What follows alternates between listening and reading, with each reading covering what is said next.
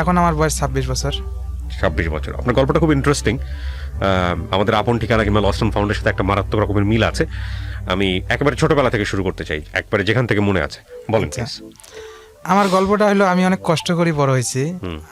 আমার বয়স যখন 8 বছর 9 বছর চলে সে সময় আমার যতটুকু মনে আছে। তা আমাদের ফ্যামিলি হলো 2টা, বাবা একটা মা 2টা। মানে আপনার মা কি বড় মা না ছোট মা? আমার মা হলো ছোট মা, দ্বিতীয় স্ত্রী আপনার বাবার? আমার বাবার দ্বিতীয় স্ত্রী। তা খুব অভাবের সংসার, যেহেতু আমার বড় মার ছেলেরা বিয়ে শাদী করছে, ওরা অনেক বউ বাচ্চা নিয়ে ওরা সবাই সেপারেট হয়ে গেছে, আলাদা আলাদা খায়। আমাদের বাবা আমাদের পাশেই থাকে, আমরা সবাই ছোট সিরিয়ালে 5 ভাই 2 বোন, বোনরা বড়। তা আমার প্রথম বোনের বিয়ে হয়ে যায়, আর মেজ বোনের উনি আমার নানার মামার কাছে বড় হইতো, ছোট থেকে বড় হয়েছে। জি। তা ওখান থেকে আমার বড় ভাইটাও কাজ করতো, মানুষের বাসায় কাজ করতো। আমিও তারপরে শুরু করলাম মানুষের বাসায় কাজ করা। আমি পড়াশোনা করতে পারি নাই, শুধু পেটের খিদের কারণে আমি পড়াশোনা করতে পারি নাই।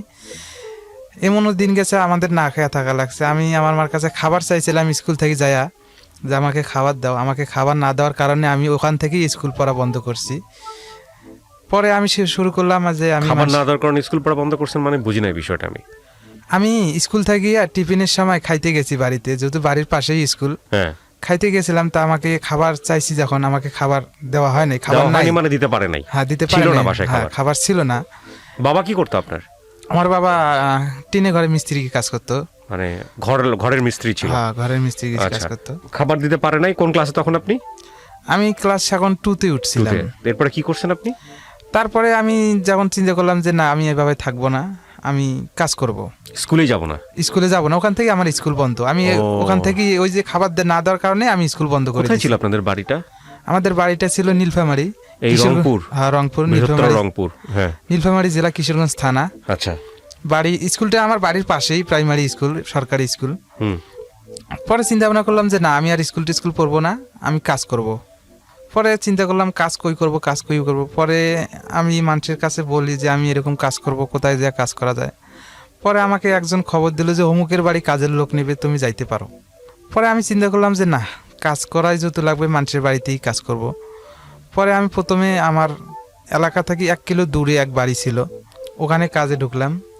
ওখানে ওনার একটা বাচ্চা ছিল, ছোট বাচ্চা, ওনাকে সবসময় নিতে হতো। গরুর খাবার টাবার দেওয়া হতো, বাড়ির উঠান ঝাড়ু দেওয়া, বাসন মাজা, এইসব কাজ করতাম। ওখানে প্রায় আমি করলাম বছর খানিকের মতন। করার পরে ওখানেও ভালো লাগে না। পরে যেহেতু বাড়ি কাছে, বাড়িতে যাইতাম। পরে একদিন হঠাৎ করে ওখান থেকে চলে গেলাম বাড়িতে আবার কিছুদিন থাকলাম। গরুর কাজ করতে নেই ছোটবেলায়? আচ্ছা, তারপর?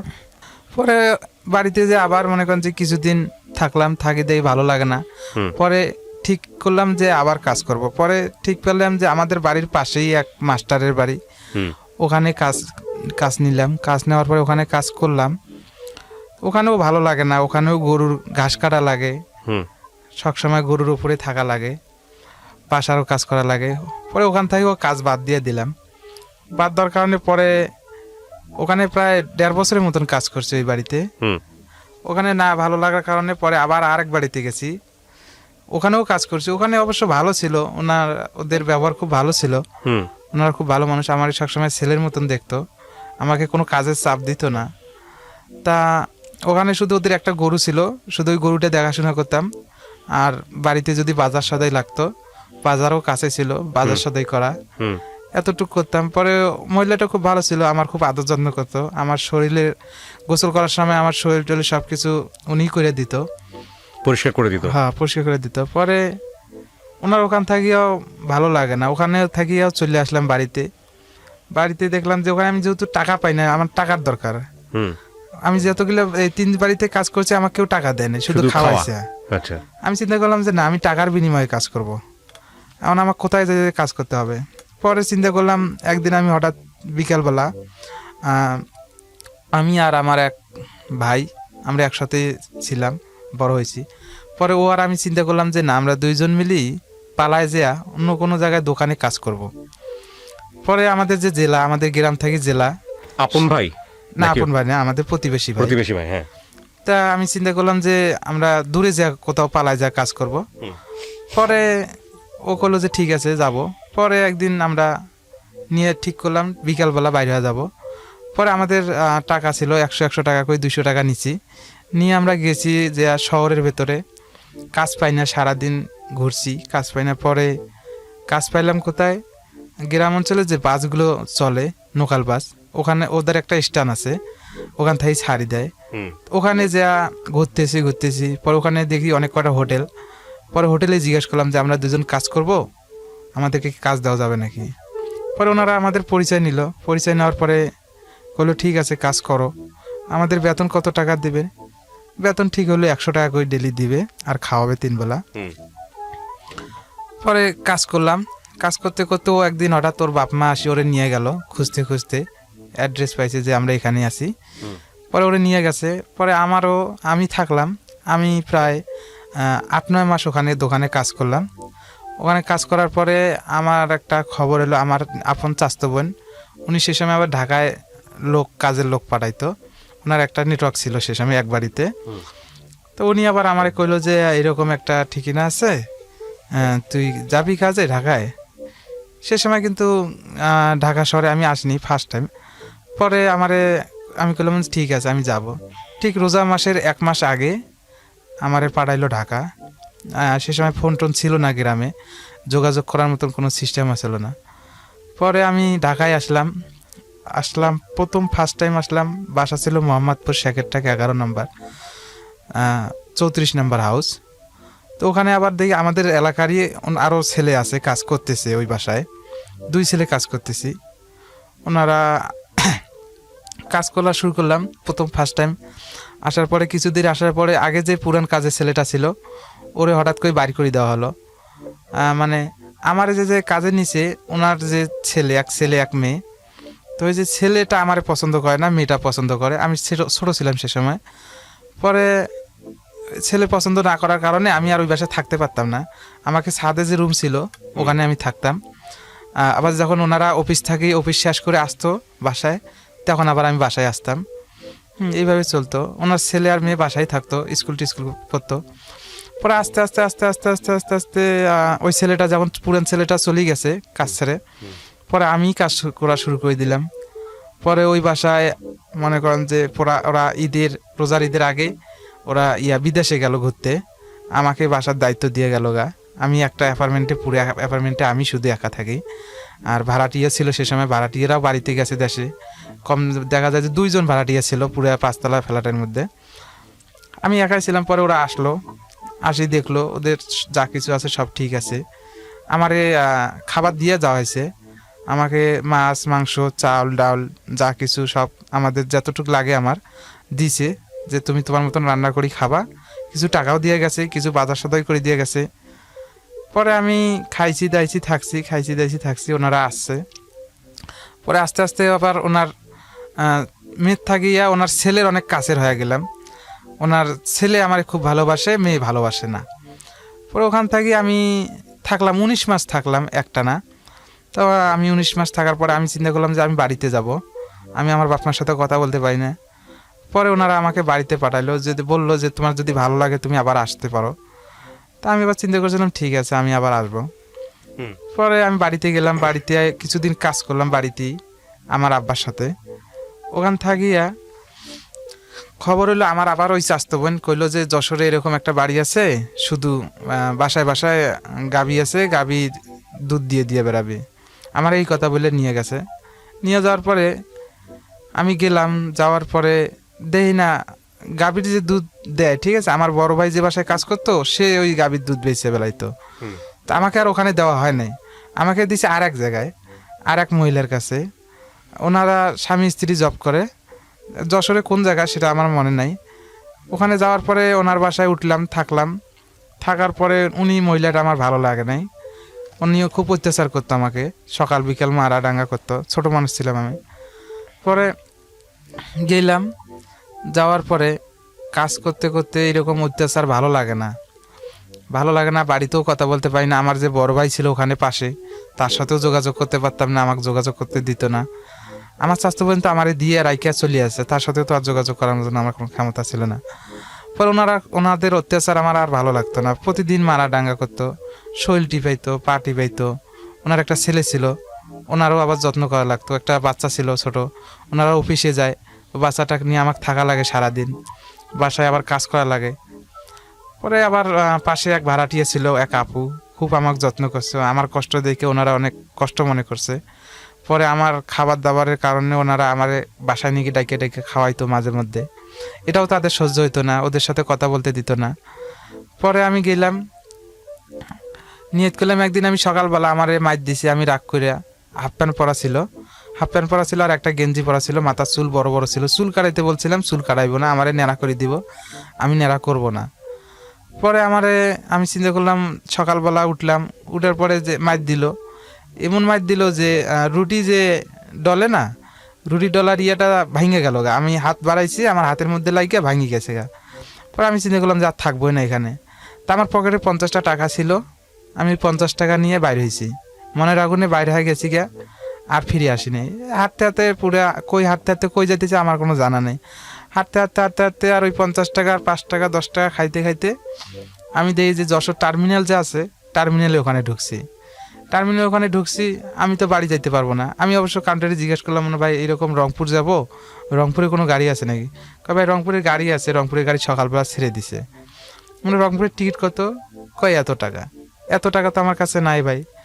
পরে ওনারা আর আমাকে সাহায্য করতে পারে নাই। পরে টার্মিনালে আমি ঘুরতেছি আর খাইতেছি, ওই 50 টাকা শেষ ম্যাশ আসলো 20 টাকা, 30 টাকা খেয়ে ফেলছি।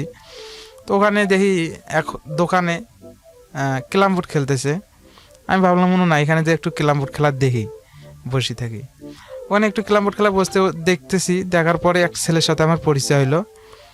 সে, তার বাড়িটা কোথায় তা আমার মনে নাই, তার সাথে আমার পরিচয় হলো। তার আমি আমার বিস্তারিত সব কিছু বললাম, ভাই এরকম আমরা যদি একটা কাজ দিতে পারো খুব উপকার হবে আমার। পরে উনি কি করলো, কয় ঠিক আছে তুমি চলো আমার সাথে, চলো আমার এলাকায়, আমাদের এলাকায় কাজ আছে, আমরা দুইজন আমাদের বাড়ির থেকে কাজ করব। আমি ভালো মনে করি, ঠিক আছে বললাম, ঠিক আছে চলো যাই। পরে ও আবার আমার কাছ থেকে 20 টাকা নিল, কয় গাড়ি ভাড়া দেওয়া লাগবে, তোমার 20 টাকা দাও, আমার কাছে যা টাকা আছে এই টাকা দিয়ে গাড়ি ভাড়া দিয়ে যাই। পরে ও কি করলো, ও বাজারের ছাদের ওপর উঠলো, প্রায় ঘন্টা 1.5 মতন বাস চলছে। চলার পরে গেলাম, যাওয়ার পরে নামলাম, ওই ছাদের ওপরে গেছি, আমাদের আর ভাড়া টাড়া লাগে নাই। পরে যাওয়ার পরে ওখান থেকে আমারে নিয়ে যাচ্ছে ওর বাড়িতে, বাড়িতে নিয়ে যাচ্ছে। তা আমি এক বাজারের ভেতর দিয়ে যাচ্ছি, মনে করেন যে ওটা হলো একটা থানার আশেপাশে তো একটু আছে, দোকানপাট আছে, গ্যামজাম আছে। তো ওখানে আমি যাইতেছি আর দেখতেছি, এক রাস্তা তো, গাড়ি থেকে নামিয়ে এক রাস্তা, এই ওই রাস্তা দিয়ে যাইতেছি। ও আবার ওই আমি যে 20 টাকা দিলাম ওখান থেকে আবার 10 টাকার 2টা কলা নিয়েছে, 5 টাকা দামের। দুইজন 2টা কলা খাইতেছি আর যাইতেছি, খিদে লাগছে। তো ঠিক ওখানে যে প্রায় 12টা 1টার মতন বাজে, 12টা 1টা বাজে। পরে এক রাস্তা থেকে 2 রাস্তা বাইরে হয়ে গেছে গায়ে, মানে এক রাস্তা থেকে আর এক রাস্তা বাইরে হয়ে গেছে, ওখানে 2টা হয়ে গেছে। পরে আবার আমি চিন্তা করলাম, ও কইতেছে তুমি এক কাজ করো, আমার বাড়ির সামনেই, তা তুমি এখানে বসো, আমি আমার বাড়িতে তোমার ব্যাপারে আমি বললে আমি তোমারে নিয়ে যাব একসঙ্গে। হ্যাঁ, ও আমারে কইলো যে ঠিক আছে। আমি কইলাম ঠিক আছে তুমি যাও, আমি এখানে বসতেছি, তুমি আমারে রাইকা যাইও না। হ্যাঁ, তোমার যদি সমস্যা হয় আমাকে আবার, আমি যেখানে ছিলাম আমারে ওখানেই রেখে আসো, আমার যদি ওখান থেকে ওখানে ওই বাসার রাস্তা চিনে আছে, আমি যাইতে পারবো। পরে ও বললো ঠিক আছে, আমি যদি তোমাকে নাও রাখতে পারি তোমাকে আবার রেখে আসবো। পরে ও ওই যে ওখান থেকে গেছে, আর আসার কোনো খবর নেই। আমি তার জন্য পথচায় রয়েছি।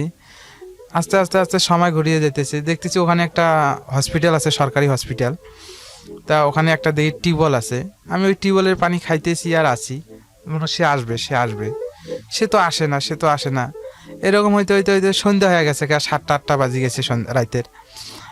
পরে আমি চিন্তা করতেছি, না এভাবে তো থাকা যাবে না, খিদেও লাগছে, প্রচুর খিদে লাগছে, এত খিদে লাগছে যে আর বলার মতো না, পানি খেয়ে আর কতক্ষণ থাকবো। পরে চিন্তা করলাম, না দেখি যদি এখানে আশেপাশে অনেক দোকান ঘাট আছে, দেখি যদি কোনো কাজ টাজ পাই নাকি। পরে আমি চিন্তা করলাম যে না, আমি আর এভাবে থাকবো না, আমাকে একটা কাজ খুঁজতেই হবে। পরে আমি খুঁজতেছি কাজ, তো দেখি কেউ আমার কাজ দেয় না, আমি অচেনা মানুষ, অপরিচিত মানুষ, আমার কেউ কাজ দেয় না। পরে শেষমেশ একটা দোকানে হোটেল ছিল, ওখানে ওই হোটেলে যা বললাম, কাকা এরকম আমার বিপদ, আমি এরকম এরকম হয়ে আসছি, আমাকে এরকম করে ফালাই থিয়ে গেছে গা, আমার একটা কাজ দিবেন, দোকানে কাজ করার মতন কাজ আছে। হুম পরে উনি আমার কইতেছে তোমার বাড়ি কোথায়, আমি বাড়ি টাড়ি সব কিছু বললাম। পরে বললাম আমার বিস্তারিত সব কিছু জানার পরে উনি কইতেছে হ্যাঁ তোমাকে কাজ দেওয়া যায়, সমস্যা নাই, তুমি কাজ করতে পারো। হুম তা আমি আবার বললাম না কাকা আমার বেতন কত দিবেন। পরে উনি কইতেছে বেতন কত চাও তুমি। তা আমি বলতেছি আমার বেতন ডেলি 50 টাকা দেওয়া লাগবে, খাওয়া থাকা সব আপনার। তো উনি কইতেছে না তোমার ডেলি 20 টাকা করে দেবো, খাওয়া থাকা সব আমার। হুম। পরে আমি বললাম যে ঠিক আছে, আমার যেহেতু পেটে খিদে, আমার কাজ করতেই হবে, আমাকে 20 টাকা করেই দিন দিন, সমস্যা নেই। পরে উনি ওখানে প্রায় থাকলাম, আমি যাইতেছি আমার দিন, আমার অত বাড়ির কোনো চাহিদা নাই, হুম হ্যাঁ বাড়ির কোনো টেনশনও নাই। আমি ওনারে ওখানে সময় নিয়েছি যে আমি আপনার দোকানে 1 বছর কাজ করার পরে আমি কিন্তু চলে যাব, হুম। আমার কিন্তু সেখন আপনি আটকাইতে পারবেন না। আচ্ছা। পরে কইতেছে ঠিক আছে, উনি এইভাবে এই কথা কইছে। পরে কাজ করতেছি, চলতেছে, ওই আমি একাই হোটেলের মধ্যে। তা এর মধ্যেই মনে করেন যে আমার একটা দুর্ঘটনা গেছে গা। হুম তা ওই গোসল করা লাগতো পুষ্কুণ্ডিতে, ওই এলাকায় টিউবওয়েলে গোসল করা যাইতো না, সবাই পুষ্কুণ্ডিতেই গোসল করতো। জি। তা ওই এলাকায় কিন্তু বানরও বেশি ছিল, সব এমেল গেমেল বানর, বানরের অভাব নাই। বানর। হ্যাঁ। ওকে। পরে আমি কি করলাম, একদিন আমি তাড়াহুড়া করে গোসল করতে যাইতেছি, তো ওই যে মেডিকেলের যে ওয়াল ছিল, তা ওই ওয়াল টপকে আমি যাইতে চাইতেছি, আমি গেট দিয়ে যাইতেছি না, গেটটা একটু দূরে, আমি ওয়াল টপকে গেলে একটু তাড়াতাড়ি হবো। আমি এক জায়গায় সময় লস করছি, আমার টাইম ছিল, সেই টাইমের সময় একটু লস করছি, আমি তাড়াতাড়ি যাবো, তাড়াতাড়ি আসবো। তা আমি পাঁচিলে উঠার পরে আমি দেখবো জায়গাটা, যে আমি এখানে যে লাভ দেবো, জায়গাটা দেখে লাভ দেবো। জায়গাটা দেখতে যে আমি পড়ে গেছি গা, পড়ে যা আমার মুখের মধ্যে পুরো কাঁচ মাছ ঢুকিয়া মুখিয়া পুরো মনে করেন যে মুখ টুক লাল হয়ে গেছে। তা আমি আবার ভাবছিলাম যে কাটা মাটা মানে যায় নাই, হয়তো একটু ব্যথা পাইছি। পরে যেমন আমি উইটে দৌড় দিয়া ওখানে পুষ্কুণ্ডির পাড়ে গেছি, তো পুষ্কুণ্ডির পাড়ে যা আমি পানি ছিঁড়ে দিতেছি মুখের মধ্যে, তো দেখি পানি সব লাল। তো ওই পাশের আর এক লোক আর এক ঘাটে উনি ওই হাত মুখ ধুইতেছে, তো উনি দেখছে দূর থেকে, দেখে উনি দৌড়ে আসছে। তো উনি মনে করছে যে আমাকে মানে বানরে হাসর মারছে। ও আচ্ছা। তা আমি কইতেছি না আমার বানরে হাসর, আমি আর সত্য কথা বলতেছি না যে আমি পড়ে গেছি, আমি কইতেছি যে না বানরে হাসর দেয় নাই। আর উনি কইতেছে যে না বানরে হাসর দিছে, তো ওনার বানরে হাসর দেয় নাই। আমি এরকম তাড়াহুড়া করিয়ে ওয়াল টপকে আসতে ধরছি, পরে পড়ে যায় এরকম হয়েছে। পরে কাজ টাজ ঢুকছে মুখের মধ্যে। পরে এই অবস্থায় উনি আবার আমাকে চিনতো যে আমি অমুক দোকানে কাজ করি। পরে ওই দোকানে নিয়ে গেল, তো ওখানে যে সরকারি যে হসপিটালের ভেতরেই কিন্তু পুষ্কুণ্ডিটা, তো ওখানে আমাকে ভর্তি করে নেয়। আমার হোটেলের পাশে একটা ক্লিনিক ছিল, ক্লিনিকে ভর্তি করাইলো, ওখানে আমার ট্রিটমেন্ট চললো। আমি হাসতেও পারতাম না, খাইতেও পারতাম না, খুব কষ্ট করে ওখানেও দিন কাটাইলাম। কাটার পরে প্রায় এক নার্স ছিল, একটা মেয়ে নার্স, উনি আবার খুব যত্ন করতো, উনি সকাল বিকেল আমাকে ড্রেসিং করাই দিত। ওনার সহযোগিতায় আমি অনেক তাড়াতাড়ি সুস্থ হয়ে গেছি, উনি সবচেয়ে খেয়াল করতে বেশি। তো দোকানটা ছিল কি, দোকানে অনেক ভদ্রলোক আসতো, ক্লিনিকের ডাক্তার নার্স স্টাফরা এখানে খাইতে আসতো, যেহেতু আমি খাবারটা দিতাম, হ্যাঁ এই হিসাবে আমার খুব ভালোবাসতো। পরে আমি 2 ঈদ কাটাইলাম, কুরবানির ঈদ কাটাইলাম, রোজার ঈদ কাটাইলাম। কাটার পরে হঠাৎ আমার একদিন বাড়ির কথা মনে পড়লো, যে আমি বাড়ি চলে যাব। আমার মনে হয়েছে যে আমার 1 বছর হয়ে গেছে গা, আমি এর আগেও কিন্তু বাড়ি যাওয়ার জন্য বলছিলাম, তবে ওরা আমাকে পাঠাইতে চায় না। হ্যাঁ, পরে একদিন হঠাৎ একবার মন একবার ভেঙে গেছে গা যে আমার বাড়ি যাওয়াই লাগবে। পরে আমি চিন্তা করলাম যে না, বাড়ি যাও তো যাওয়াই লাগবে, তাহলে ওনাদের আশায় আমি থাকবো না, আমি আমার মতন চলে যাব। পরে আমি যে ওই যে আমার দোকানের কাকার সাথে যে সবকিছু ঠিক করছিলাম, তো ওই কাকা আবার উনি আবার কি করছে, উনি ওই দোকান ওনার ছেলের কাছে বুঝাই দিয়ে উনি আলাদা ব্যবসা করে, ক্ষীরের ব্যবসা করতো। পরে উনি ওই কাকা তো আর নাই দোকানে ওই টাইমে, পরে ওনার ছেলে ব্যবসা করতো আর ওনার ওয়াইফ। পরে আমি চিন্তা করলাম না, আজকে যেহেতু যাবো, সকালবেলা উঠছি, উঠে বললে দিছি যে আমি আজকে বাড়িতে যাব। তারপরে আমি যে গোসল টোসল দিয়ে আমার কাপড় চোপড় যা ছিল সব প্যাকেট করছি। প্যাকেট করার পরে ওনারা আমাকে আসতে দিবে না, পরে অনেক কিছু বুঝাইতেছে যে এরকম এরকম যাস না, ঠিক আছে। এর মধ্যে একটা কাহিনী হয়েছে, আমার বাড়ির ওপর চাহিদা হলো কি, আমার মতো নেই একজন আসে আমার কাছে কাজ চাইছে, আমি যেরকম করে কাজ চাইছি ও আসে আমার কাছে এরকম কাজ চাইছে, ভাই আমি এরকম সমস্যা, আমি বাড়ি থেকে বাইরে আসছি, আমাকে যদি একটা কাজটা থাকে দাও, খুব উপকার হবে। পরে আমি আবার ওই ব্যাপারটা তাদের কাছে শেয়ার করলাম। হ্যাঁ, তারা বললো যে ঠিক আছে রাখো। ছেলেটার আঙ্গুল 3টে আঙ্গুল নাই, 2টে আঙ্গুল আছে এক হাতের। হুম। ও আবার পড়াশোনা ভদ্রলোকের, মানে উনি যেভাবে যে কথাবার্তা মনে হয় যে ভালো শিক্ষিত মানুষ। তো ওনারা আবার কাজ দিলাম, তা দেখি যে আমার থেকে ও হয়ে গেছে অনেক ফেভারেট ওনাদের কাছে। পরে আমি চিন্তা করলাম যে না, যেহেতু ওনাদের লোক চলেই আসছে একজন, আমি আর থাকবো না, আমি চলে যাই। পরে আমি সকালবেলা আমার কাপড় চোপড় যা আসলো গোসল টোসল করে আমি বাইরে হচ্ছি, ওনারা আসতে দিবে না। পরে যখন আমি চলেই আসবো, সেখন ওনারা ওই আমার যে আমি আম্মা কয়ে ডাকতাম, হ্যাঁ, তা ওই আম্মা আবার বলে যে ঠিক আছে যেহেতু যাবি, তা ওনার ছেলের আমি ভাই বলতাম। তা ওই ভাইয়া আসলো, আসার পরে আমাকে টাকা দিল, কয় ঠিক আছে যাবি, ভালো কথা, আমি তোরে কিছু মার্কেট করে দেই। পরে আমার প্যান্ট শার্ট একটা ব্যাগ কিনে দিল, ভালো কিনে দেওয়ার পর সব কিছু গোছায় মুছায় দিল, বিস্কুট টিস্কুট কিনে দিছে। তা কিনে দেওয়ার পরে কিছু টাকা দিছে। তা আমি টাকা সে সময় চাইছিলাম, আমাকে গোটাল নোট দিবেন না, আমাকে সব খুচরা টাকা দিবেন, আমাকে যা টাকা দিবেন যাই দেন সব আমাকে খুচরা টাকা দিবেন, 10 টাকা 20 টাকার নোট। পরে উনি আবার সবগুলো এই 10 টাকা 20 টাকার নোট কালেকশন করছে। কালেকশন করার পরে আমার প্যান্টের 4 পকেটে ভর্তি করে টাকা দিছে। এই যে গল্পটা আপনি বলতেছেন, তখন আপনার বয়স কত? তখন আমার বয়স, আমি খারাপ জিনিসটা বুঝতাম না। আর বাড়ি থেকে ততদিন আপনি কতদিন যাবত দূরে?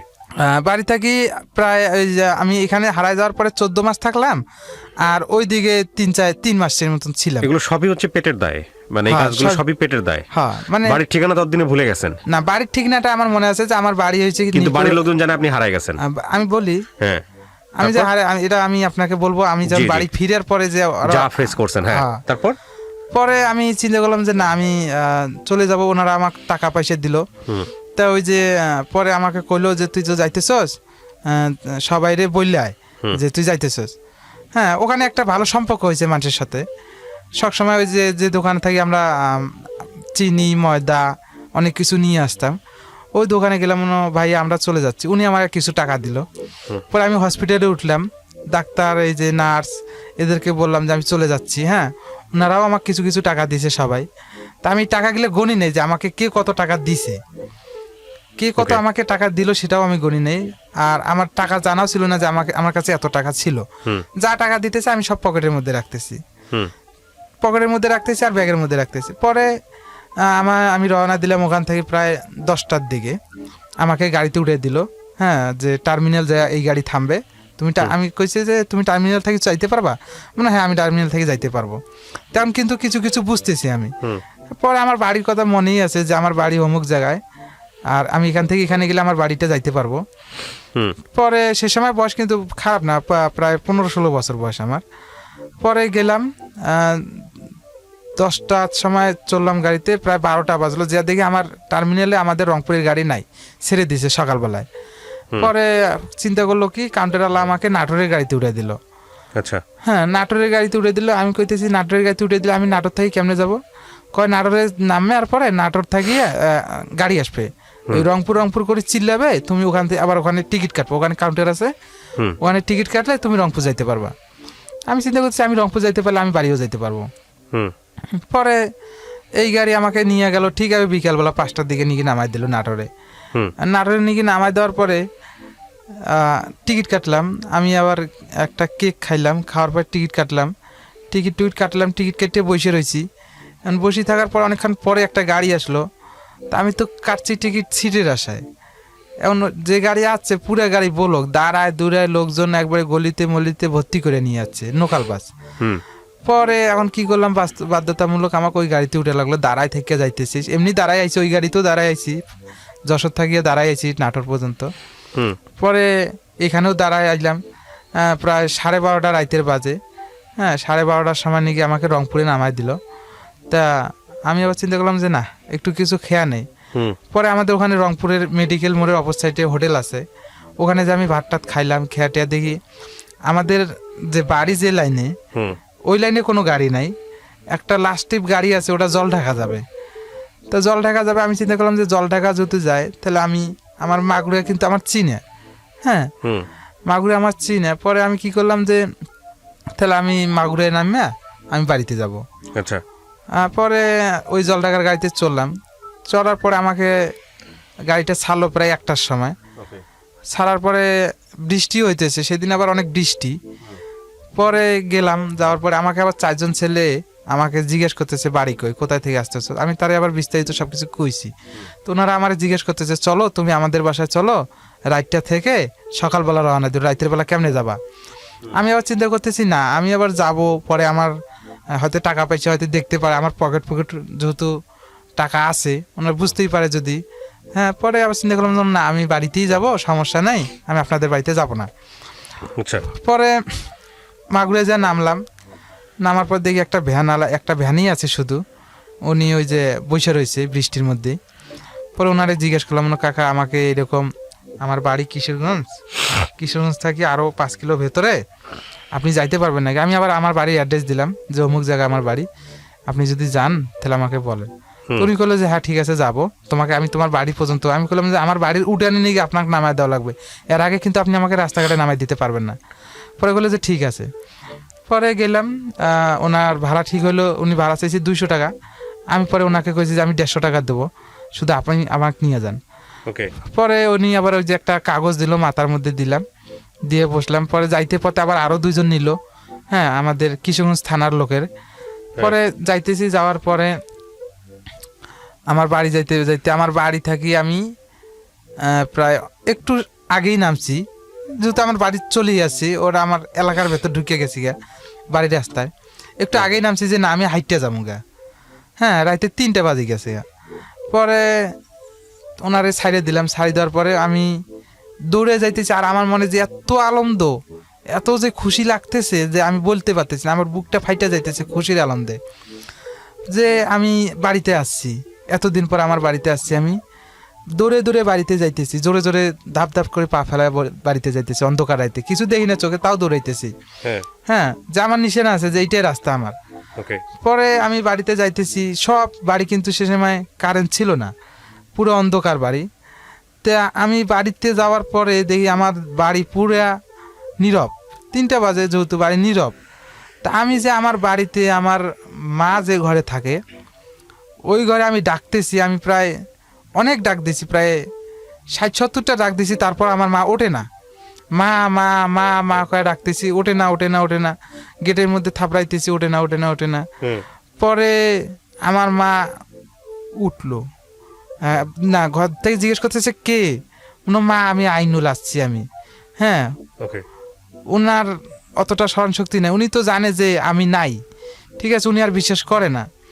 তা যখন বারবার ডাকতেছি উনি আসলো, আসার পরে গেট খুলি দেখে যে আমি, উনি বিশ্বাস করতে পারে না যে আমি। হ্যাঁ, আমি বারবার করতেছি আইনুল আমি। পরে উনি যখন আমি এই কথা বলছি, উনি আমার ঘরের ভেতর ঢুকলাম, ঢুকি দেখতেছে আমি আইনুল, ঠিক আছে, উনি যে কান্না কাঁদছে, হ্যাঁ উনি বিশ্বাস করতে পারে না যে আমি আসছি। হ্যাঁ, পরে ওনার সাথে অনেকক্ষণ জড়ায় ধরে কাঁদতেছে আমার নিয়ে। পরে সব কিছু গেল, কথা সব কিছু বললাম, বলার পরে আমার আর বাপের কথা জিজ্ঞেস করলাম না। হ্যাঁ, পরে আমি সকালবেলা যখন ঘুম থেকে উঠি দেখি যে আমার পুরো এলাকা মানুষ আর মানুষ হয়ে গেছে। আচ্ছা, আপনি বুঝতে পারতেছেন না কেন? না, আমি বুঝতে পারতেছি না যে এত মানুষ হয়েছে কেন। হ্যাঁ, আমি জানি না যে এত কিছু ঘটছে আমার বাড়িতে। ওকে। পরে দেখি মানুষ আর মানুষ, মনে করেন যে অনেক মানুষ, যে আমার বাড়ির জায়গা দেওয়ার মতন কোনো সিস্টেম নাই, রাস্তাঘাটে খালি মানুষ আসতেছে আমাকে দেখার জন্য। হ্যাঁ, এই জন্য আমি পরে জিজ্ঞেস করতেছি কি হয়েছে, আমাকে দেখার জন্য এত মানুষ আসছে কেন। পরে যেমন আমি মানুষের কাছে শুনি যে এরকম বিস্তারিত যে আমি মারা গেছি ওখানে, হ্যাঁ আমাকে মেরে ফেলা হয়েছে। আমারই এলাকার এক লোক এসে বলছে যে তুই যে মারা গেছস, আমি ডেরেনে দেখছি যে তোরে মাইরে ফেলাইছে। হ্যাঁ, এই জন্য ওনারা অনেক দীর্ঘ বিশ্বাস যে আমি আর বেঁচে নাই। যেহেতু আমার এলাকার লোক আসি বলছে যে আমি নিজের চোখে দেখে এসেছি যে তুই মারা গেছিস গা, যে এইরকম আপনার ছেলে মারা গেছে, আমার নিজের চোখে দেখা, আমি ডেরেনে লাশ দেখছি। হ্যাঁ, পরে এই জন্যে ওনারা অনেক কিছু করছে, এই জন্যে আমি হারে যাওয়ার পর মধ্যে ওনারা অনেক তাবিজ কবাজ করছে যে আমি আসবো না, আমি বেঁচে আছি কিনা নাই। হ্যাঁ, তা আমি আবার যে বাসায় ছিলাম উনি আবার আমাদের বাড়িতে আসছিল। আচ্ছা। হ্যাঁ, উনি তো আর মারি ফেলায় নাই, যেহেতু আমাকে উনি আসতেই পারে, উনি আবার অনেক সাহস নিয়ে আসছিল আমাদের বাড়িতে। আসার পর আমার বাপ মার সাথে কথা বলছে, তো ওনাকে আবার যেরকম আসছে উনি, ওনাকে ওইভাবে ছেড়ে দেওয়া হয়েছে, ওনাকে আটকানো হয় না, ওনাকে জোর করা হয় না। মাসখানেকের ভিতরে 40-40 করছে, আমার 40 পর্যন্ত মানুষ খাইছে। হ্যাঁ, খাওয়া টাওয়ার পরে মুন্সি মৌলবীকে দাওয়াত দিয়ে খাওয়াইছে। তা এর মধ্যেই মনে করেন যে আমার আব্বার একটা কেস ছিল ঘরের। হ্যাঁ, যেহেতু ওরা কেস ছিল বলতে কি আমার আব্বার নামে ছিল না, আমার আব্বাকে সাক্ষী করা হয়েছিল, আমার দুই ভাই আর আমার আব্বাকে সাক্ষী করা হয়েছিল। আমার সঙ্গে সঙ্গে একদিন ওরা হাজুরা দিতে গেছে, ওদেরকেও আটকায় দিছে, ওদের রায় দিয়ে দিছে, 10 বছরের রায় করে দিয়ে দিছে। পরে ওরা এখন জেলে, আমার বাড়ি পুরো ফাঁকা। আমি যেদিকে আমার বাড়ি পুরো ফাঁকা, শুধু মহিলারা আছে, পুরুষ মানুষ নাই। হ্যাঁ, যে আমার যে সৎমার যে বড় ভাই, উনি একটু বলদ টাইপের, উনি মানে বোকাশোকা মানুষ, ওনার তো কোনো চাহিদা নেই। এখন উনি যে কাজ করি যে এই যে বাকি ফ্যামিলি চালাবো, এটার কোনো সামর্থ্য নাই। পরে চালাইতেছে যে ওই যে যাদের কাজ করতে গেছে সাক্ষী ছিল, তারাই কিছু খরচ দিতেছে, ওরা ওই খরচে চলতেছে। ওরা আচ্ছা। আবার ভালো ভালো প্রভাবশালী লোক, সবাই মাস্টার, প্রাইমারি স্কুলের মাস্টার, কেউ চাকরিজীবী, ওরাই ওখান থেকে খরচ দিতেছে, সেই খরচে চলতেছে। তা আমার আব্বাদের সাথে আমার আব্বা, আমার দুই ভাই, আর ওরা হলো 6 জন, আর আমরা হলো 3 জন, এই 9 জনকে আসামি করা হয়েছিল। পরে আমি আবার চিন্তা করলাম যে না, একটু আমার আব্বা আর আমারে দেখে আসি। পরে দেখতে গেলাম আমার আব্বারে, আমার ভাইরে জেলখানায়, নতুন জেলখানায় দেখতে গেলাম। হ্যাঁ, পরে দেখার পরে আমার আব্বা কি কান্দন যে আমি আসছি, ওনারা জানে যে আমি মারা গেছি। ওকে। পরে কি করলাম, বাড়িতে আসলাম। বাড়িতে আসার পরে চলতেছে আমাদের কষ্ট, এইভাবেই চলতেছে, যত পুরুষ মানুষ নাই, আমার আব্বাও সবাই ভেতরে। এখন আমি বাড়িতে আছি, আমার বড় ভাই বাড়িতে আছে, আমরা টুকিটাকি করে চলতেছি, এইভাবে আমাদের দিন যাইতেছে। পরে হঠাৎ একদিন খবর এলো কি যে আব্বাদের জামিন হইতেছে। আচ্ছা।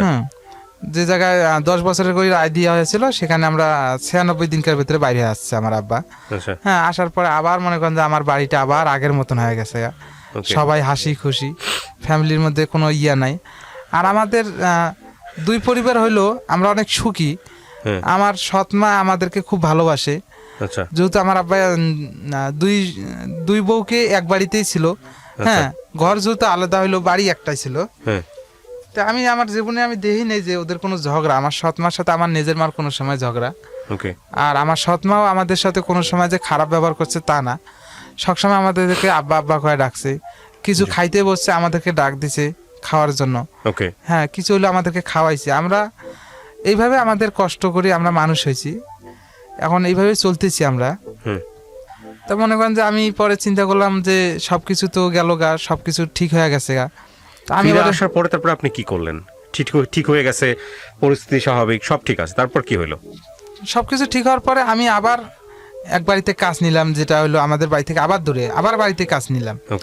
হ্যাঁ, কাজ নিলাম বলতে কি আমার এক চাচতো ভাই, হ্যাঁ, বললো যে আমার কাপড়ের দোকান আছে, তুই এক কাজ কর, আমার কাপড়ের দোকানে থাক রংপুরে। সে ওই কথা কয়ে নিয়ে গেল, ঠিক আছে। পরে দেখি ওখানেও আমাকে বাসার কাজে লাগাই দিছে। হ্যাঁ, দোকানে নিয়ে যায় না, বাসার কাজে। ওখানে যদি আমার বাসার কাজ জানা, আমি বাসার কাজই করতেছি। তো ওই মহিলাটা আমার ভালো লাগে না। মহিলাটা ওদের ভালো, যেহেতু ওই আঙ্কেলটা একটা স্কুলের হেডমাস্টার। মহিলাটার নেচার ভালো না। পরে আমি চিন্তা করলাম না, এই মহিলার কাছে থাকবো না, ভালো লাগে না। পরে আমি আবার ওই মহিলা থাকতো রংপুরে, তা আমি আবার রংপুর থেকে ওই আঙ্কেল আবার থাকতো গ্রামে, যেখানে স্কুল সেখানেই বাড়ি, ওখানেই থাকতাম। পরে আবার আমি ওই আঙ্কেলের রান্না বান্না, হ্যাঁ, বাসার কাজ টাজ করতাম, ওখানেও দেয়, ভালো লাগে না। পরে ওই বাড়ি যাইতে চাই, দেয় না, টাকা চাইলে বেতন চাইলে বেতনও দেয় না। পরে আবার চিন্তা করলাম না, ওখানে আর যাবো না, ওখানে যাবো না। একদিন আমি ভোরবেলা চিন্তা করছি যে যেহেতু আমাকে যাইতে দেয় না, আমি পালাই যাবো এখান থেকে। পরে শীতকাল, কুয়াশা, হ্যাঁ, প্রচুর শীত। আমি কি করছি, সব খায়াটে আমি ঘুমাইছি, ঘুমায় রাইতে 3টা বাজে বাইর হয়েছি। আমি কাপড়ের উপর কাপড় পরছি, কাপড়ের উপর কাপড় পরছি, যা কাপড় ছিল সব পরছি। পরার পরে আমি একবারে আস্তে করে পেছনে, বাসার পেছনের গেট আছে, পেছনের গেট দিয়ে আস্তে করে বাইরে আমি মনে করি যে মেইন হাটে হাঁটা শুরু করে দিয়েছি। আমার বাড়ি থেকে অনেক দূরের রাস্তা। আমি চিন্তা করতেছি যে আমি হাঁটতে হাঁটতে আমি চলে যাব, আমি যত দূর হাঁটতে যাবো ওরা আমাকে আর পরে পারবে না ধরতে। পরে আমি দেখতেছি হাঁটি যাইতেছি, তা রাস্তার মধ্যে, রাস্তাটা কিন্তু অনেক ভয়ঙ্কর। হ্যাঁ, এক সময় ডাকাতি হইতো ওই রাস্তায়। পরে আমি সাহস নিয়ে গেছি, গিয়ে দেখি লোকজন, ওই যে সিকিউরিটি গার্ড আছে, ওরা আবার ওই যে লোকজন যেন যাইতে পারে না, এই জন্য আবার সিকিউরিটি দেওয়া হয়েছে। তো ওনারা আবার ওই যে আগুন টাগুন জ্বালায়, আগুন করতেছে, শৈলে শাক দিতেছে। তা আমি আবার ওই আগুন পোয়াইতেছি আর কিছু দিন যে কইতেছি আঙ্কেল আমাকে যাইতেই হবে, হ্যাঁ ওনারা আমাকে যাইতে দিবে না। পরে ওনাদেরকে আবার ভুলে টুলে আবার ওই ঠুস করি আবার দৌড় দেয়। আচ্ছা হ্যাঁ, ওনারা আমার পেছনে দৌড়ে না। এরকম করে আমার প্রায় সকাল হইতে হইতে আমি অনেক দূর চলে আসছি। চলে আসার পরে দেখা গেল যে যখন গ্রাম অঞ্চলের লোক বাইরে হয়ে গেছে কাজের জন্য, হ্যাঁ হ্যাঁ দেখা যায় যে সাইকেল ছিল সে সময় এলাকায়, কিন্তু সাইকেল তো ওই সাইকেল খালি সাইকেলে যায়। আমি কই ভাই আমার একটু নিয়ে যাও সামনে। হ্যাঁ, এরকম করে আর সাইকেল ওর সাইকেল এরকম 2-3টে সাইকেল আমি পাল্টায় বাড়িতে আসছি। বাড়িতে আসার পর আমি তাদেরকে এই বিস্তারিত সব কিছু বলছি যে এরকম। হ্যাঁ, পরে ওই মহিলা আসছিল আমাদের বাড়িতে। পরে আমি মহিলারে বললাম না আমি যাব না, আপনি আমাকে বেতন টেতন দেন নাই, আর আপনার কাজও আমার ভালো লাগে নাই, আমি আর যাব না। আচ্ছা, পরে এটা কত সালের ঘটনা আপনি যে ঘটনাটা বলতেছেন? সে সময় আমার বয়স 17-18 বছর হবে। আর এখন বয়স কত আপনার? এখন বয়স আমার 26 বছর। তার মানে আরো 8 বছর আপনার জীবনের গল্প বাকি আছে। হ্যাঁ, হ্যাঁ। তারপর কি হলো? তারপরে মনে করেন যে আবার আস্তে আস্তে ওখান থেকে চিন্তা করলাম না, আমার বড় ভাই আবার সে সময় কাজ করতো রাজমিস্ত্রির কাজ। হ্যাঁ, আমি রাজমিস্ত্রির কাজে যোগ দিলাম। রাজমিস্ত্রির কাজে যোগ দেওয়ার পরে গেলাম কই নরসিংদীতে, নরসিংদীতে মাধবী নরসিংদী। হ্যাঁ, হ্যাঁ, ওখানে কাজ করতে গেলাম। ওখানে আমার বেতন হইল কি সপ্তাহে 1 সপ্তাহ কাজ করব, আমাকে টাকা দিবে 1000 থেকে 1200 টাকা। আচ্ছা, যদি আমি ভালো কাজ করতে পারি আমাকে 1200 টাকা দিবে, আচ্ছা, আর যদি আমি নর্মাল কাজ করি তাহলে আমাকে 1000 টাকা দিতে পারে। ওকে, পরে আমি ওখানে কাজ করতেছি, আমি এই সিমেন্টের বস্তা উঠে মাথায় নিতে পারতাম না। হ্যাঁ, ওখানে অনেক কষ্ট করে কাজ করলাম, প্রায় সপ্তাহে টাকা দিত 600, 700, 800। ফুল টাকাটা দিত না, যেটা আমাকে 1000 টাকাতে 1200 টাকা দেওয়ার কথা ছিল জি, ওইটা আমাকে দিত না কন্ট্রাক্টর। আচ্ছা, না দেওয়ার কারণে আমি তারপর কাজ করতাম, আমি আর বাড়ি আসতাম না, ওই কাজই করতাম। কিছু কিছু টাকা বাড়িতে পাঠাই দিতাম, লোকজন বাড়ি আসতো, যেহেতু আমরা একই এলাকার লোক আসলো অনেকজন, ওদের দ্বারা টাকা দিয়ে পাঠাইতাম। এইভাবে ওখানেও কাটলাম অনেকদিন। পরে ওখান থেকে আবার বাড়িতে গেলাম। বাড়িতে যাওয়ার পরে চিন্তা করলাম যে আর এত কষ্টের কাজ করব না। হ্যাঁ, পরে কি করলাম, কই গেলাম, চট্টগ্রামে গেলাম। আচ্ছা, চট্টগ্রামে আবার সে সময় আমাদের এলাকার লোকজন কম বেশি সবাই ওই যে জাহাজ কাটে না, হ্যাঁ, ওখানে জাহাজ কাটা কাজ করতো। হ্যাঁ, তো ওখানে আবার পরিশ্রমের কাজ। পরে ওখানে নিয়ে গেল, আমি অনেক আমার চাচাতো ভাইরা গেছে গা, ওরা আবার নিয়ে গেল, কয় চল যাই, যাওয়ার পরে দেখা যাবে নেওয়া যায় না না যায়। জি, ওখানে আবার 18 বছরের নিচে হলে নেয় না, সে সময় আমার 18 বছর হয় নাই। পরে গেলাম, যাওয়ার পরে কাজ ঢুকাইলো আমাকে। ঢুকার পরে আমি কাজ করতাম লুকায় লুকায়। আচ্ছা, তো ওখানে যেহেতু 2 গ্রুপ ছিল, এক গ্রুপ ছিল কি যে ইঞ্জিনের কাজ করতো, অনেক ভারী মাল টানতো, আর এক গ্রুপ ছিল যে জাহাজটা যারা কাটতো বাতি দিয়ে। হ্যাঁ, হ্যাঁ, এদের একটা মিস্ত্রির সাথে 3টে হেল্পার ছিল। আচ্ছা, তা আমি এবার এদের সাথেই কাজ করলাম, মানে এক মিস্ত্রির সাথে যদি 3টে হেল্পার, এত প্রেশার দিবে না। ওখানে আমার বেতন দিল 180 টাকা, 8 ঘন্টা ডিউটি করলে 180 টাকা পাবো। তা ওখানে কাজ করতে যে আমার প্রায় 15 দিন, মাসের 1 মাসের ভেতরে 15 তারিখ আর 20 তারিখ 15 তারিখে বেতন, 20 তারিখ বেতন দিত আর 5 তারিখ বেতন দিত। তা আমি 5 তারিখ প্রায় আমার এক বিলে আসতো আমার 3500 টাকা, 3000 টাকা। তা আমার খাইতে যাইতো, খাওয়া দাওয়া বাসা ভাড়া মিলে যাইতো 1500 টাকার মতন, আরও থাকতো 1000-2000 মতন টাকা। তো এই টাকার থেকে আমি কিছু টাকা বাড়ি দিতাম, কিছু টাকা ভাঙতাম, বেশিরভাগ টাকা বাড়িতেই দিছি। বাড়িতেও সে সময় অভাব ছিল আরও। পরে ওখানে প্রায় করলাম, ওখানে আমি একটা ভালো কাজ জানলাম। হ্যাঁ, ওই কাজটা আমি জানলাম, পুরো কমপ্লিট আমার জানা। একটা মিস্ত্রি যতটুকু জানা আমার অতটুকু জানা। ওখানে জানার পরে দেখি যে না, আমাকে মিস্ত্রির দায়িত্ব দেওয়া হইতেছে না। পরে আমি যে ফোরম্যানের আন্ডারে কাজ করতাম, তো ওই ফোরম্যানটা আবার চেঞ্জ হয়ে গেছে গা। আর আমিও যে মিস্ত্রির সাথে কাজ করলাম, ওই মিস্ত্রিও চেঞ্জ হয়ে গেছে। পরে অন্য মিস্ত্রির সাথে কাজ করতেছি যে আমি চাই যে ফোরম্যান একটা ধরে আমাকে মিস্ত্রির চান্স দেওয়া হোক, আমি যেহেতু আমার কাজ সব জানা। তা দিল না। পরে আবার আমি কি করলাম, বাড়িতে আসলাম। বাড়িতে আসার পরে আর ওখানে যাওয়া হয় নাই। পরে আবার কাজ শুরু করলাম কি, আমি ব্রিজের কাজ করব। এই যে ফ্লাইওভারের কাজ হয় ব্রিজের, হ্যাঁ, ওই সবের কাজে ঢুকলাম। ওই সবের কাজের প্রথমে আমি গেলাম কই, যখন এই পদ্মা সেতুর ওই পারে কি বল হবে শুরু করছে কাজ, হ্যাঁ, পদ্মার ওই পারে যে কাজ শুরু করছে কি বল, যে যারা এই রাস্তার কাজ শুরু করছে নতুন করে। আগে তো এখন যে রাস্তাটা নিয়ে গেছে, আগে কিন্তু খাল ছিল। হ্যাঁ, খালের উপর দিয়ে কিন্তু রাস্তাটা করা হয়েছে, মানুষের জমি টমির উপর দিয়ে। তো ওইগুলোর ভেতরে কিছু কালভার্ট পড়ছে, ফ্লাইওভার পড়ছে। তো ওইসব কাজ করতেছি। ওখানে আমি প্রায় 3 মাস 4 মাস কাজ করলাম। তো ওখানে ওই টাকা পয়সার সমস্যা, বেতন টেতন দিতে চায় না। না দেওয়ার কারণে প্রায় 2-3 মাস কাজ করলাম, করে টাকা পয়সা যেটুক পাচ্ছি নিয়ে আসছি, এইভাবে চলতেছে। কাজ করার পরে আবার আসি আমি, এই আমার প্রায় 20 বছর যখন হয়ে গেছে গা, 20 বছর বয়স পার হয়ে গেছে গা, সেখন আমি এখন তো সব কিছু বুঝি। পরে চিন্তা করলাম মনে হয় এইসব কাজও করবো না। পরে এই যে আমার এই ড্রাইভিং লাইনে আইছি আমি, এখন আমি গাড়ি চালাটা, আমার বোন কইতেছে যে তুই ঠিক আছে, তুই যেহেতু ভারী কাজ করতে পারস না, তা তুই এক কাজ কর, তুই আমার কাছে আয়, তোর বোন জামাই তোর গাড়ি চালা শিখাইবে, তুই শিখি। হ্যাঁ, ও বারবার ফোন দেয়। পরে আসলাম, আসার পরে গাড়ি চলা শিখতে গেলে এখন বসে থেকে শিখতে হবে, কাজ করে শিখার মতন কোনো বুদ্ধি নেই। তা আমি যদি কাজ না করি তাহলে আমার বাড়ির সমস্যা, আমার বাড়িতে টাকা দিতে হবে। হ্যাঁ, পরে কাজ নিলাম কি, আমি সাইডের কাজ করতেছি। সাইডের কাজ করতেছি বলতে আমি 2 দিন কাজ করি, 3-4 দিন বসে থাকি। 4 দিন বসে থাকি বলতে কি, আমি ওই যে বন্ধু বান্ধব সাথে ওরা ড্রাইভারি করে, হ্যাঁ, ওরা যদি ফোন টোন দেয় তাহলে আমি যাই যে অমুক জায়গায় আসো, হ্যাঁ তোমাকে গাড়ি দিতেছি আমি। পরে এইভাবে শিখতেছি। শিখেটা আমার কমপ্লিট হয়নি, আমার লেখাপড়া ছিল না, আমার পড়াশোনা একবারে নাই। তা আমি লাইসেন্স বানাইতে দিছি, লাইসেন্সে আমার টাকা বেশি নিছে, আমার পড়াশোনা ছিল না, কাজ ছিল অনেক। পরে লাইসেন্সটা বানাইছি, লাইসেন্সটা বানাই এখন আমি চাকরি পাই না, যেহেতু আমি নতুন অবস্থায় চাকরি পাবো না। একজন তার নতুন অবস্থায়, আমি নতুন যে গাড়ি চালাতে পারবো কি না পারবো এটা আমার দেখলেই বুঝতে পারবে। পরে এইভাবে চলতেছে, আজকে ওয়ার ডিউটি করতেছি, আজকে এয়ার ডিউটি করতেছি, এরকম করতে করতে আমার এক ভাগ্নে আমার একটা চাকরি দিল। তার সে যে চাকরিটা করতো, যে মামা তুমি এই চাকরিটা করো, আমি কয়েকদিন বাড়িতে থাইকে আসি, 10-12 দিন আমি ছুটিতে যাই, তুমি বদলি করো। তা ওই চাকরিটা করলাম। মানে ওই স্যারটা ছিল হিন্দু স্যার, জনতা ব্যাংকের জিএম ছিল। তা খুব ভদ্রলোক ছিল। তো ওনার সাথে কথা বললাম, বলার পরে ডিউটি করতেছি।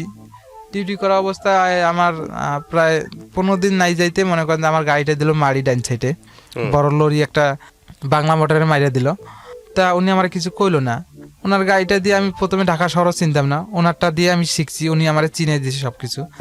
এইভাবে আস্তে আস্তে শিখতেছি। এখন মনে করেন যে আমার গাড়ি চালাটা কমপ্লিট, আমি এখন ঢাকা শহরে সব কিছু রাস্তাঘাটও চিনি, সব কিছু জানি। আর আমি যে কোনো জায়গায় চাকরি করতে গেলে আমি চালাইতে পারবো, যে কোনো গাড়ি আমি চালাইতে পারি। এখন আমি পুরো একবারে ফিট। এখন আমার কোনো সমস্যা নাই, যে কোনো জায়গায় আমি চাকরি করতে গেলে পারবো, আমার কোনো সমস্যা নাই।